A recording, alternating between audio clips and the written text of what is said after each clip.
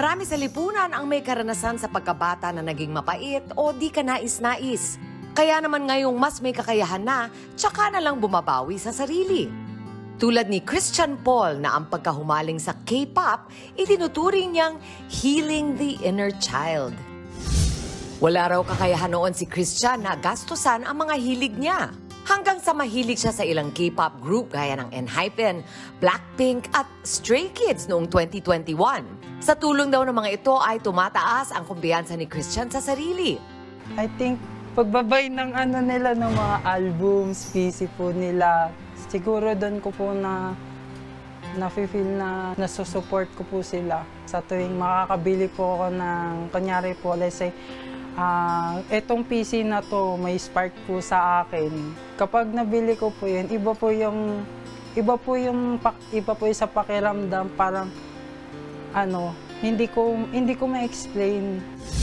Halos lahat daw ng sweldo ni Christian ngayon ay napupunta sa mga K-pop merch.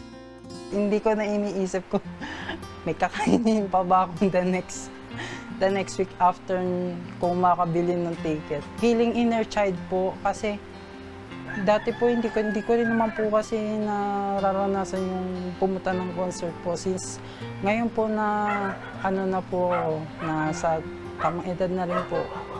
Siyempre, choice ko rin po na piliin yung maging masaya po.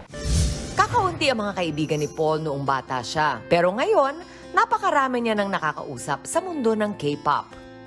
Siguro po kasi kung hindi ko po sila nakilala, siguro baka hindi na po ako nagpatuloy sa pag-aaral kasi sobrang hirap din po kasi ng buhay noon eh. Lalo na pinagsasabay ko po yung trabaho tsaka yung pag-aaral ko po. Ayon sa eksperto, tuwing sinusubukan nating i-heal ang ating inner child, nagkakaroon tayo ng pagkakataon na iresolba ang mga isyung kinaharap natin noong tayo ay mga bata pa. Mahalaga raw na malaman muna kung ano ba ang mga hindi magagandang karanasan na ito. It's very important, una, acknowledge muna natin ano ba nangyari nung bata ako at bakit apektado pa rin ako ngayong adulthood. Once alam natin yung root cause nung reasons bakit meron tayong mga inner child conflicts, then let's look for ways to parang heal kahit nga adult na tayo, and it should be positive.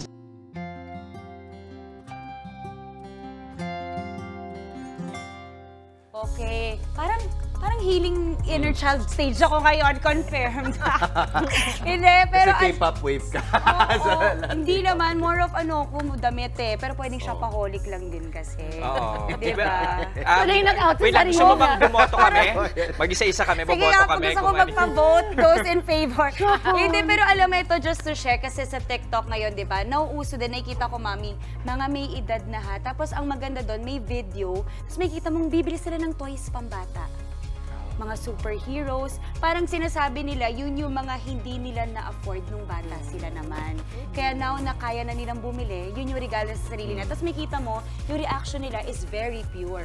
Yeah. Na talagang naiiyak sila habang may toy sila. So yun lang.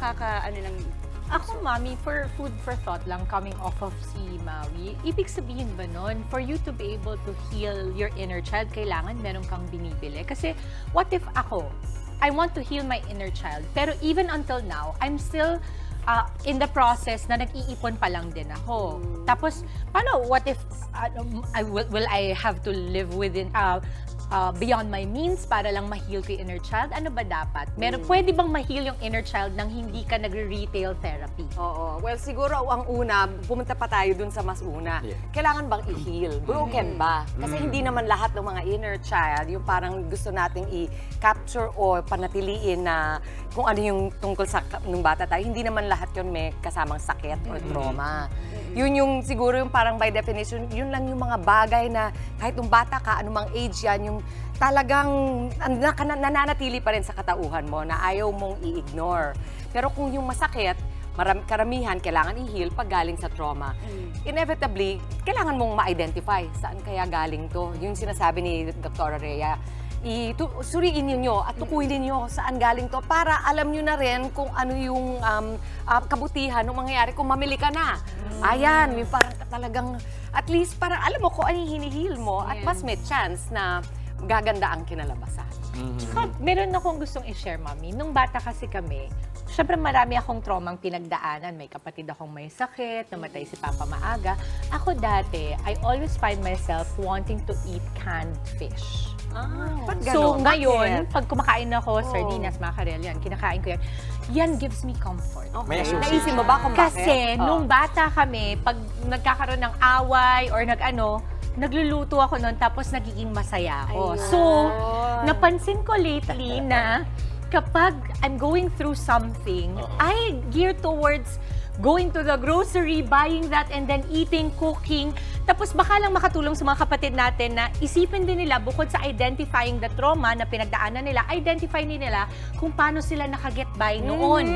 So pwedeng nanood sila ng particular na cartoon, saging masaya sila. Anong cartoon yun? Hanapin nyo. Tama. Kasi Very good baka yan. yung association kasi minsan yung healing ng pagiging bata, Mami, hindi mo rin sure kung mahihil mo ba sa pamamagitan ng mga pamamaraan ngayon or dapat ba kung paano Balikan ka mo. na-heal Yeah. noon. Parang ganyan. Totoo. Oo.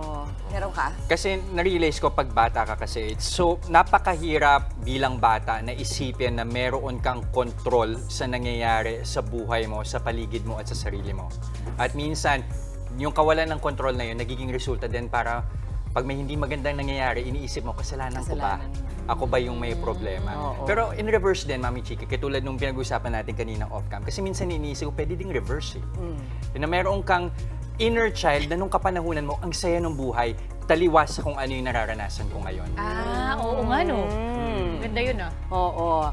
Either way, ang payo din naman ni Doc Rhea is to embrace it.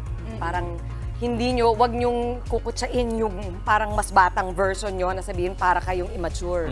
Iba yung immature eh, hindi yun eh. It's just a part of you that you want to, nurture and identify for various reasons. And lalo na kung maganda naman yung pag-express, at maganda rin yung kinalalabasan, why not, di ba? Basta hindi naman kayo nangungutang na. Sa paholic na yon. Ay, ayan Diba? na, iba na yun. At saka yung pagkakaturo sa'yo, Mami. Naramdaman ko Gusto ko umilag ka, hindi. Tinamaan ka pa. Hindi. Kasi nabanggit pa rin para lang Kasi klaro, siya di ba? colic, yes. Oo So, naman. basta healthy din lang yung iyong pag-express o yung pag-nurture ng iyong inner child. I think talagang maganda yung Naka-budget din. Na, di ba?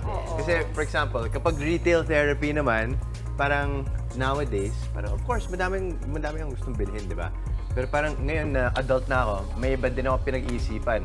Budget, di ba? Right. Insurance, yung mga adulting terms. Yan! Oy, adulting, yan ang susunod na topic natin. Pero it doesn't always have to be retail, di ba? Hindi, maraming Oh. manifestation yan. Lalo na ako, Diyos ko, kung nangungutang ka. Mga kapatid, Chiki Roa Puno po. Simulan ang inyong araw na puno ng impormasyong kapaki-pakinabang. Sama na sa isang makabuluhang umaga. Tumutok at mag-subscribe sa social media pages ng News 5.